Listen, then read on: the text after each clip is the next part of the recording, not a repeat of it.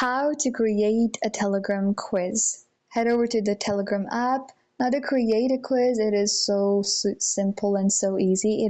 You're going to follow the same steps you did on creating a poll in a Telegram group. So what you're going to do is you're going to head over to the group to create a quiz. Click on this button right here, and you're going to simply start off by clicking on a poll. Now, an amazing thing about the poll is you're going to have to set out the question. What is the bone that connects to the chest cavity medially? And then before answering the answer options, you're going to click on quiz mode. What this is going to do is this is going to have a specific correct answer so users can't revoke their answers, right? Now we're going to add in options that are like femur, scapula, diaphragm, clavicle.